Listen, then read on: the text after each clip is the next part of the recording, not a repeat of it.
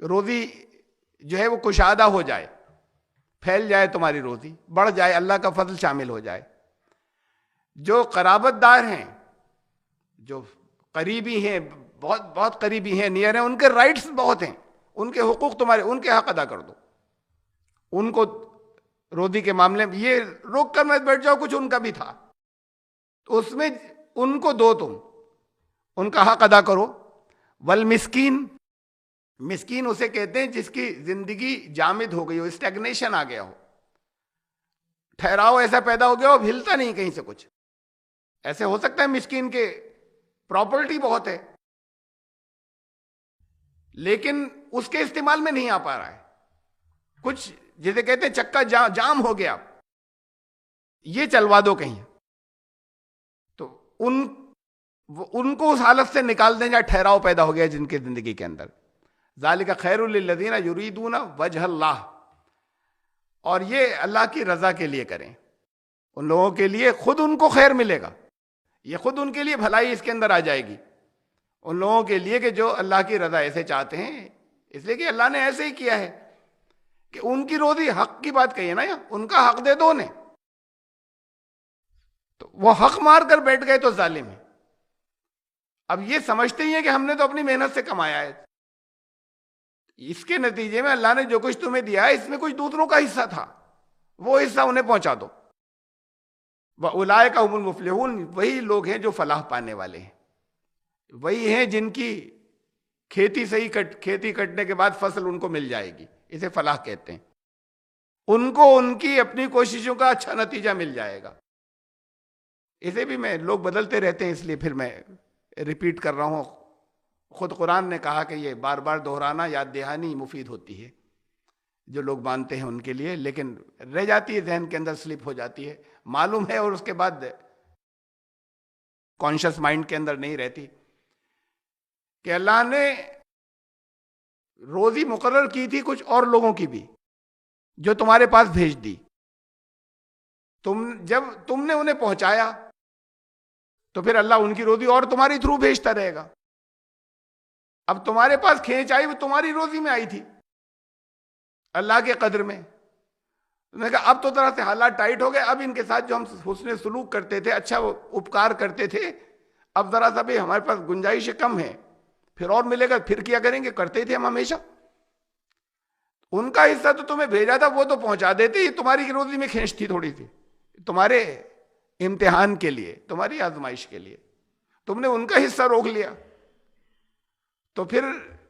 جب ان کو تو اللہ کو ان کا حصہ انہیں پہنچوانا تھا، تو پھر اس حصے کو بھی روک لیتا ہے، کسی اور کے پاس بھیج دیتا ہے، وہاں سے پہنچے گا۔ تمہیں عزت مل رہی تھی کہ تمہارے ذریعے جا رہا تھا، اب وہ کسی اور کے ذریعے بھیج دے گا، تم نے اسے اپنا سمجھا تھا کہ کمایا تو میں نے، ان کو ان کا حق دے دو۔ یہ ضابطہ بتایا، اس سے پچھلی آیت تھی نا، ساتھ میں یہ آیت نمبر 38 ہے، اس سے پہلے آیت نمبر 37 تھی، یہ کہا تھا کہ جس کا چاہتا ہے رزق کے اندر اپنا فضل شامل کر دیتا ہے، باقی کو اصول کے ساتھ میں دیتا ہے، جو اصول مقرر ہیں، جو ضابطے مقرر ہیں، جسے تقدیر کہا گیا ہے۔ اب ان ضابطوں میں سے ایک یہ ہے، ان کے حق پہنچا دیا کرو، جن کی روزی تمہارے پاس بھیج دی گئی ہے وہ تمہارے پاس سے انہیں مل جانی چاہیے۔ یہ وہ لوگ ہیں جن کی فلاح ہوگی، جو اپنے کاموں کے، اپنے اعمال کے بہت خوش ہوں گے، جس دن فصل کاٹیں گے وہ صحیح نتیجے پر پہنچ چکے ہوں گے اپنے اعمال کے۔ اس سے اگلی آیت، یہ 3 آیتیں میں نے لگاتار دی ہیں۔ وَمَا آتَيْتُم مِّن رِّبَا لِيَرْبُوَ فِي أَمْوَالِ النَّاسِ فَلَا يَرْبُو عِندَ اللَّهِ، اور ربا جسے ہمارے یہاں سود یا انٹرسٹ کہتے ہیں، یہ اس کا صحیح ترجمہ نہیں ہوتا، اصل میں ربا لفظ کا کوئی ایکویولنٹ دنیا کی کسی اور زبان میں ہے ہی نہیں اس کا متبادل۔ اور یہ جو ربا ترجمے میں سود کہہ رہا ہوں میں، کہنا ہوگا کوئی اور لفظ نہیں ہے، اور یہ جو ربا جو ہے، اس سود پر جو تم مال لوگوں کو دیتے ہو کہ یہ لوگوں کے مال میں مل کر تمہارے لیے بڑھتا رہے، یہ لوگوں کی بھلائی کے لیے نہیں دیا تم نے، بلکہ اور ان کی کھال کھینچنے کے لیے دیا، اپنا مال بڑھانے کے لیے کہا، یہ نہیں بڑھتا اللہ کے قانون کے اندر، یہ نہیں بڑھتا۔ فلا یربو عند اللہ وما آتیتم من زکات، یہ تمہاری کیلکولیشن تو ایسی، ہم نے دیا تو ہمارا کم ہو گیا، لوگوں کی ضرورتیں پوری کرنے کے لیے دیا، لوگوں کا حق ہمارے پاس تھا وہ ادا کر دیا تو میرے پاس سے گیا، جب تک میں قابض تھا تو میرے قبضے میں تھا، یہ تمہارے پاس گھٹتا رہے گا. تمہاری زندگی کے اندر تمہاری مال بہت ہے، ضروریات بڑھ گئیں. وہ ضروریات ایسے بڑی آرٹیفیشلی کہ تم تصور بھی نہیں کر سکتے. تو تمہاری زندگی میں تو کھینچ آ جائے گی. آن پیپر چاہے تمہارے پاس مال زیادہ تھا اور تم دو، لوگوں کو دو، پھر وہ حالات اللہ کی طرف سے اللہ کا فضل آئے گا کہ تمہاری زندگی کی ضروریات کے اندر تمہارے یہاں کشادگی فراخی آ جائے گی. تو تم جو زکوٰۃ دیتے ہو، زکوٰۃ لفظ بنا ہی اس سے، اس کے مادے ہیں زکا، زے کاف، یہ اس کے مادے ایوولوشن، بڑھنا، ایوالو ہونا. تو جو تم زکوٰۃ کے اندر ادا کرتے ہو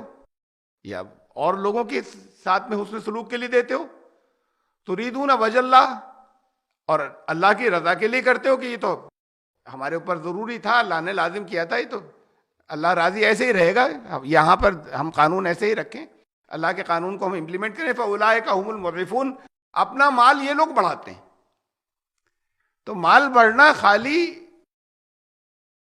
ڈیجٹس کی کیلکولیشن نہیں ہوتی کہ کتنے، کس کے پاس ملینز ہیں اور کس کے پاس کتنے ہزار ہیں. یہ خالی مال بڑھنا اسے نہیں کہتے. وہ جس کے پاس ملینز ہیں اس کی زندگی تنگ ہو سکتی ہے، مالی طور پر تنگ ہو سکتی ہے کہ ہر وقت کھینچ کے اندر رہے، اور جس کے پاس کچھ ہزار ہیں اس کی زندگی جو ہے وہ اس سکون سے ہو سکتی ہے کہ ہماری سب ضرورتیں پوری ہو رہی ہیں.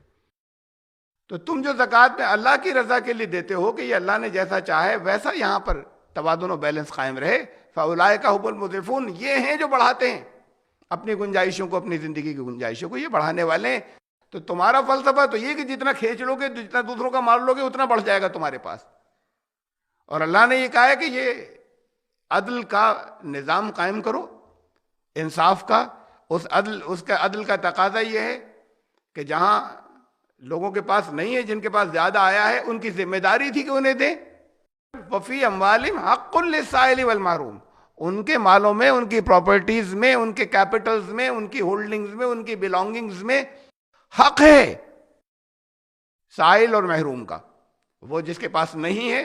یا وہ جو سوال کر رہا ہے اس کا حق ہے. قرآن نے حق کہا ہے، نہیں کہ